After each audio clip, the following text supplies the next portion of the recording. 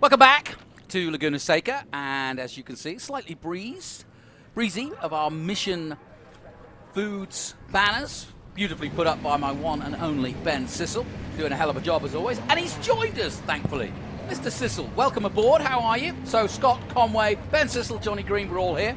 How are you down there? I am super excited. Have you had time for an ice cream yet? Yeah, I've got ice cream right now. What could be better? We're at WeatherTech Raceway, Laguna Seca, looking in at Steve Link's beautiful B-Sedan. That's one of my favorites there, the Datsun 510 with the Asian-inspired number fonts.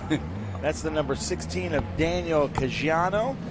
We saw the guy starting first, number 49, because my friend Troy Ermish, I just said, hey, Troy, how about we make a show of this and start from the back? And he's like, yeah, I'm up for it. So Troy Ermish, who I expect to win this race, is starting from the back. Got pole, but is starting from the back. So thank you, Troy. That should be a good show there. Look at that. There's that 48 Rick Sheldon. And then Ryle Barnett here in that number 34. Beautiful car. The Hyde Park BMW from Steve Walker. Just purchased that car, I believe, and then he's got a beautiful car that he raced here last year on Bring a Trailer right now. Really well prepared car. If you want to go BMW 2002 B-Sedan racing, and check that out. The number 92B of Greg Hoff. We're missing Dave Stone right now. And then this is Ed Matsuishi. I'm sorry, I'm going to get your name wrong. That's a 65 Porsche 911. Now this race, this B-Sedan feature, these cars had to have raced in period as they are. It's a lot like Historic Trans Am. They are out here to put on a show, and Ed's BMW raced in the Trans Am series here at Laguna Seca in 1969. In fact, there's a really famous photo of him coming down the corkscrew behind Mark Donahue's Sunoco Camaro. But Scott, this is quite a sight to see, some beautiful B-Sedan racing. You being from Michelin Raceway Road Atlanta, I'm sure you saw some great B-Sedan racing in the day. Oh, yeah. I was talking with Jonathan Green when we were doing the Group 8, which had most of these B-Sedan cars in it. Jim Fitzgerald, Bob Sharp, Bruce Felson, Dave Felson, rather, Bruce McInnes. They were all in the Datsun Bob Sharp camp, as well as his son. And B-Sedan was one of their favorite homegrown championship races, as Bob Sharp, I think he won 4 of them. And Dave Frelson won 2, but they were always a force to be reckoned with when they showed up at Road Atlanta. This obviously B-Sedan, but it was a under 2 liter for the first couple of years from 1966 through 69, and then 70 and 71 was the under 2.5 liter. And a lot of people forget that Porsche actually was in that under 2.5 liter and actually won one of those championships. And I'm sure a lot of people are wondering, what is a Porsche doing with the BMWs and Datsuns? But they were a part of that under 2 liter and under 2.5 liter challenge. Even though they're not quite what you'd call... Not quite. Yeah, the Porsche 911. But then we've also got some Mini Coopers, my absolute favorite out there. So let's go through here. In the 961 is Ed Matsuishi, we talked about. In that beautiful yellow 61, Donald Racine, 1961 Austin Mini Cooper S. Kenny Say in the 1971 Datsun 510, starting 10. Kerry Eisenlohr, 1970 Datsun HL 510. Patrick Imge, Datsun 510. Bob Rutledge in 13th, 1969 Datsun 510. Bob Klukas, 1970 Datsun 510. Dennis Racing, Don's son, 1966 Morris Mini Cooper S. Richard Stewart Milne, 1968 Alfa Romeo GTA, but I believe, unfortunately, that car is out with a mechanical, beautiful car. Jonathan Ornstein and a Toyota Corolla, 1972, the only Toyota in the group. And sad to say, in the B-Sedan Challenge, we don't have any Alphas and no Lotus Cortinas. We have a Lotus Cortina here, driving in Group 8, driven by Debbie Briscoe. And then we've got Andrew Fox in a 1966 Austin Cooper S. 18 cars out there. There's Andrew Fox in that red car. Troy Ermish right there in that number 9. I'm trying to get the number for the yellow car behind him. But if you know anything about B-Sedan racing, Troy Ermish is 510 outlets, partsoutlets.com, I believe. out of California. He's kind of taken over. I think he's good friends with Peter Brock, John Morton, and I think they've kind of passed the torch on to him. But he builds and races the best 510s in the country. We've got a big competitive group of B-Sedan out here in the 2.5 challenge. It's going to be quite a race as they come down. Big machine vodka, spike coolers, Honda Civic. I guess that would be kind of a modern day B-Sedan maybe. Yeah, Troy Ermish knows this track in Sonoma very well. He's won 2 national championships in SCCA and won one of the most highest prized driver awards in SCCA, the President's Cups last year in Indianapolis, Indiana. And yeah, he is very, very talented and should be the driver to beat here in this B-Sedan race. Just for sport and the spirit of vintage racing, I said last night, hey, Troy, how about I put some cameras in your car and you start from the back of the grid? And he's like, I'm game. So we might see quite a show there with the second to last car, the number 9. And you got to see this car up front. It looks like a Concours winning show car, but now Troy's out there racing it. As they come around the last turn into the green flag, we asked him to bunch up. Let's see what Steve Link does here. Steve Link is on the right side of the screen. Beautiful 510. Daniel Caggiano on his right. On our left. They take the green. Look at that, a late green flag. Steve Link jumps out. And that 68 Datsun. Here comes the other one. Hey, look at that yellow car. Look to the outside. 3 wide going in. That's not going to work, Ben. That is not going to work. It is onto the brakes, and that looked like a disaster, but everybody pulled it off. That did not look good going into that turn. No, I think we can thank Rick Sheldon for not collecting everybody there. Rick Sheldon in his mirrors, seeing what was going on in that number 48, keeping this race going. Now about mid-pack or towards the end is those 3 Mini Cooper S's. And he swept the 2 races last year over his son Dennis. Dennis said he wanted to repay the favor this year. Oh, yeah. Yeah, they're father-son, but very, very competitive with each other. Very equally yoked cars and drivers. That's a more powerful version of the regular Mini Cooper. I believe it's a 1150cc engine, but they were very potent back in C-Sedan. They had a lot of national championships, and now into B-Sedan is the Mini Cooper.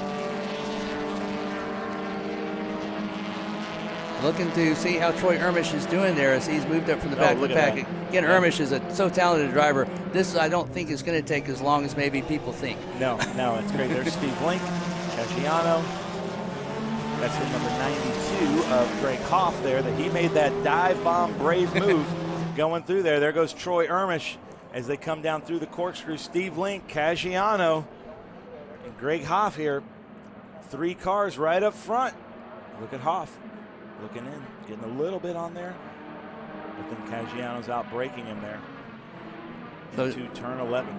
So Datsun 510, which was basically the car to have in B-Sedan after a while, and also the car to have in the under 2 liter before they unfortunately pulled out of the series. They are a lot more successful than the BMW 2002s, but this Datsun is actually uses a lot of the engineering that was from the BMW 1600, which was the predecessor to the 2002, and Datsun has really come a long ways with this 510. Still a good car to race. Oh, I love it. I like all the cars in the B-Sedan. The roundies there of the number 34 of Ryle Barnett. The roundy taillights of the BMW 2002. I love that body style. The big bubble top looks like the Jetsons car. And there's Troy Ermish coming up behind him. Troy Ermish, Ryle Barnett, really good friends. Ryle knows who's in his mirrors. Let's see what happens here at the Trans Am Speed Fest. Again, Ermish, we were talking earlier in the Group 8, Ermish has a big advantage here as he races up and down the West Coast very regularly in SCCA racing. In fact, he won one of his national championships at where we'll go next, Sonoma. So it's advantage Ermish. But again, it's very exciting to be at the back of the pack and come up through the field. I know Jacek Muka sometimes does that in some of the races. We were looking at that Porsche 911 there, 961 of Ed. Ed was telling me at the group that was the car that raced here in Trans Am in 1969, but then he bought the car, made it a street car, put over 200,000 miles on the engine, and then thought, you know what, I'm going to make this a race car again. So now he's out here racing it in a high mileage Porsche. So good for you, Ed. Look at these drone shots high above, and Troy Ermish is closing in. And Troy Ermish and Steve Link, they're all really good friends in this group. It's just a lot of fun vintage racing, and they're all looking in their mirrors wondering when that 9's going to come pouncing. This is a great collection of cars put together by David Stone. He was kind of instrumental in getting these cars and drivers out here, getting them interested in this event, and then actually getting them here and participating in it. And look at this, nose-to-tail racing in the first three with Ermish is coming up. He's going to be in that pack very soon. There he is. There was on the right side there. There's looks like a 48, but it was a 46 of Rick Sheldon. And Troy Ermish has just gotten around Daniel Caggiano on straight. But look at that BRE Datsun Simonized. That's when I think of like John Morton here at Laguna Seca. That is the livery that I think of. But also, don't discount those Hyde Park motors. And talking to Ryle, he's going to put that car back to the livery that it raced here back in the day. So I love seeing the commitment that these drivers put into the restoration and the love and heritage. They all feel like they're custodians of these cars, and they want to pass them down just as they were. There's that number 92, Mr. Dive Bomb, Greg Hoff, and it seems to work. Let's see what he does to Steve Link. And Troy Ermish now in third place. This is turning out to be quite a race. Now, if you're just tuning in, that is my camera there on the rear, adding a little bit of downforce to Troy's car. But these are B-Sedans prepared as they were. These cars have to have provenance and heritage. These were race cars from back in the day, racing just as they were. Not great brakes, not great tires, DOT tires. Look at them just rolling through there. Man, that Mini Cooper of Don Racine can really take the corkscrew like it's a ballet. Yeah, these cars are beautiful to watch. The number 46, that was the race-winning car in the Trans Am under 2.5 liter championship, prepared by Brock Racing Enterprises and raced by John Morton. And that was a very dominant car in 71 and 72. 71 was not as dominant as they battled tooth and nail with Alfa Romeo, but in 72, very dominant in the Trans Am championship. So what do you guys think out there? Do you think Horst Queck had too big of a gas tank in those races? Let's start a fight here online. Leave some comments. The John Morton, Horst Queck, all the great rivalry there of racing here at Laguna Seca, neck and neck. But look at this. Look at the numbers on that number 16. I love that. I told him yesterday, Daniel Caggiano there in that 16, the Datsun 510. And there is, that's the Peter Brock car. I just think of John Morton when you see that, don't you? Oh, yeah, you definitely do. And you think about the heyday of the Trans Am. The Trans Am always had big bore cars in it, but they had a lot of interest from the under 2.5 liters from the manufacturers, and in the day it was Alfa Romeo against Datsun, against Porsche, and it was against BMW. It was a great series, and then unfortunately one of the manufacturers kind of became dominant, and it kind of fell apart there. But in its heyday, the very first Trans Am race was won by an under 2.5 liter car, Jochen Rindt. In 1966, Bob Tullius finished second, was the first over 2 liter race winner at Sebring in 1966, and it just kind of expanded from there. Lyle Barnett coming around Franklin Road Apparel, turn 6. There's Mission Foods, turn 5. I love that Toyota Corolla there that just came through there. How cool is that? Yeah, there was one Toyota Corolla, and I think there was a Ford Cortina entered. I'm not sure if it's out there, and also a Volvo that was entered in the B-Sedan Challenge.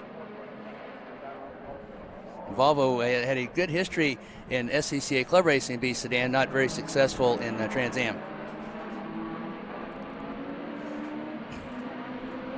So Troy Ermish looks like he's going to complete that last to first march there, Ben. Yeah, Troy Ermish. Oh, look at that. Hanging it out there, that Datsun 510. Troy Ermish always puts on a great show. I love the look of that Porsche, that 9620. Don Racine looking inside, trying to intimidate Ed. Now Racine should have, even though Porsche has legendary brakes, Racine has the handling part there in these very tight parts of the WeatherTech Raceway Laguna Seca, as again Racine trying to go for his third win here at WeatherTech Raceway Laguna Seca, trying to get by his son Dennis. But look at how cool that is. So you've got a rear air-cooled rear-wheel drive, rear engine, rear-wheel drive, air-cooled engine. Then you've got front engine, front-wheel drive with that Mini Cooper. Then you've got a front engine, rear-wheel drive in the 510. And the Mini Cooper was always a fan favorite because of the weight transfer. It didn't have that big dimensions on it width-wise. It would always pick up its inside rear wheel, and you thought, oh, that's going to go over. No, that's how you drove it. And one of my great friends that unfortunately has passed away that was at Road Atlanta. John Burns had one of the fastest Mini Coopers in the Southeast. But you picked up that inside rear wheel. You actually knew that was going to be doing that, and it actually helped kind of counterbalance the weight as you went through the turns. Yeah, look at the cars just roll through there. Big Machine Vodka, Spike Coolers, Corkscrew here at WeatherTech Raceway, Laguna Seca. Some great shots here at the drone. As they come around Rainy Curve through 9 and 10. Look at that. Oh, side by side, Don Racine, Ed. Going through turn 10 as they come in through 11. Get him. It looks like he's... See that handling there, that Mini Cooper coming into play there. And that's Bob Rutledge, the number 23 on Patrick Emge. And Don Racine, man, get in that draft, Don. And you know that Don's smile right now in that car is so loud and proud. And there's that number 41, the Rebello engines. Those are the engines that I think Troy Ermisch mostly puts in his cars. They make some great Datsun 510 engines. But look at these great B-Sedan battles. Oh, almost did that over-under move. He tried very hard to get inside, but he couldn't quite get there. Yeah, Ermisch just has so much experience at these tracks on the West Coast and has been doing this for such a long time. You just have to give kind of an advantage to Ermisch on any West Coast track that you see, especially these two. We had a pass. Don Racine over Ed. Look at that. The Mini Cooper has taken the Porsche, and the Datsun's right behind there. That number 23, Bob Rutledge. There's the 41 of Patrick. Look at that. They have the California blue plates on them, saying 1970. Look at this. Great close racing. I mean, these are irreplaceable original cars from 1966 through 72, but they are out there racing hard, racing clean, nose to tail and side by side, you know, respecting each other's cars, respecting each other's driving ability. It's great racing to see here on a beautiful day in Monterey. It is. I love seeing it. It looks like we're watching a time machine right now. I love seeing this, and the cars rolling through the Big Machine Vodka, Spike Cooler, Corkscrew as they come through turn 10, turn 11. But I think Troy Ermisch has taken the lead. Yes, he has. In this race. So that is just crazy. No. Troy Ermisch back second. There we go. Steve Link. Our timing and scoring on the screen is right. Our app was wrong. Troy Ermisch right behind Steve Link. And look at this, another car coming into the fray here.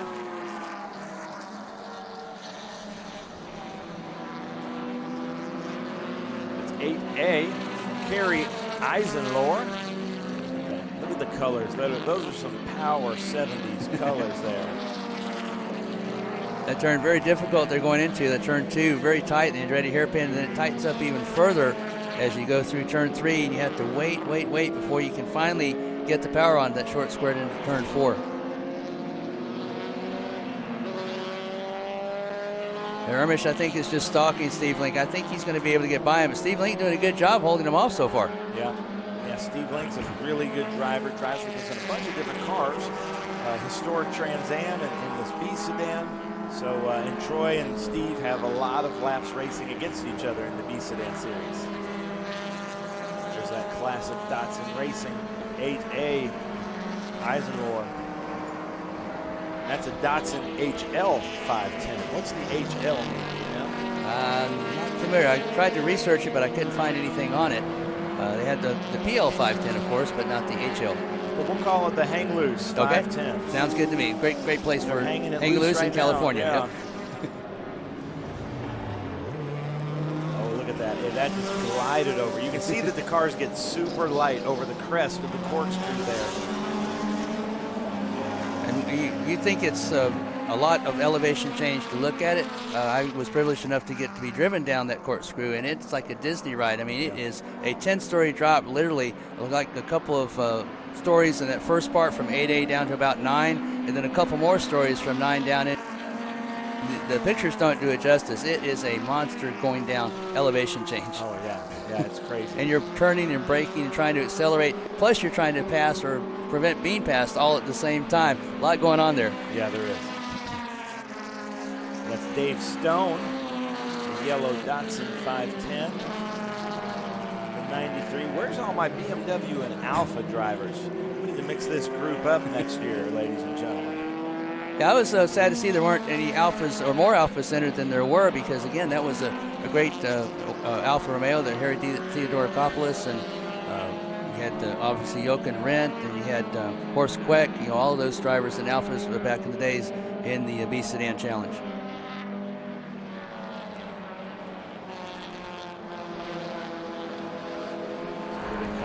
Mission Foods. Link's, Turn 5. looks like Link's still holding on. Next weekend, we're at the Mission Foods Sonoma Speed Tour, so if you're in the Bay Area, make sure you come out. You can go to speedtour.net to buy your tickets as they come up there into the Franklin Road Apparel, turn 6.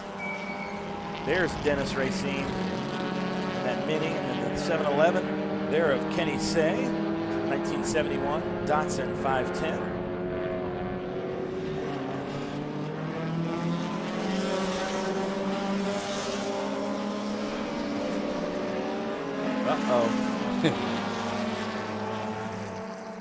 Beautiful shots there, but now saying that Troy Ermish has taken the lead over Steve Link.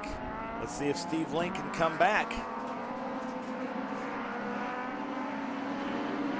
Had we gone to Vegas on this, Scott, we could have made a lot of money. That's true. I would have sure starting from the back, his odds would have been against him. Oh no, I would have pushed all in on Troy Ermish. I know him way too well. I've seen him do this a lot of times. He and Peter Shadowin used to have great races together, and Troy Ermish was always a very, very big factor. Very astute driver, very technical driver, but very quick always. Look at that. If you would have told me a yellowish orange Mini with peach headlight covers and bumpers is what you were going to make, I would say you're crazy, but that is a really good looking car there, Dennis Racine, at number 62. Well, it certainly stands out, doesn't it? It's easy to see. Again, Dennis and Donald Racine and Andrew Fox, they were the 3 of the Mini Coopers entered, and Mini Cooper S's actually, and again, Dennis wanted to beat his father very badly because he thought that his father may have kind of taken a little bit of unfair advantage last year. Oh.